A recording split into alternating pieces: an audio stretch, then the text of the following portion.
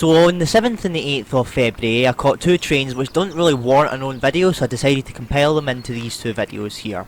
And my first one was 058E, the early 1107, turned up at 10:47, direct rail service to Motherwell TMD DRS from Carlisle Kingmoor SDG DRS, with 37423 Spirits of Lakes on the job.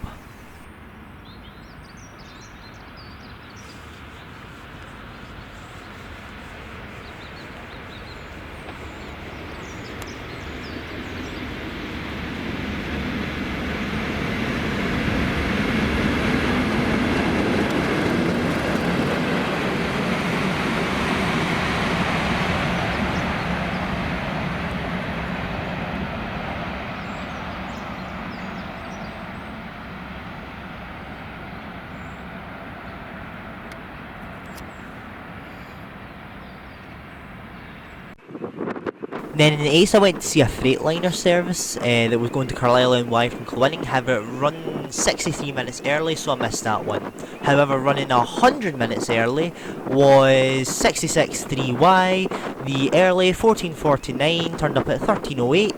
Direct rail service to Carlisle NY from Kilwinning with 66-430 on the job.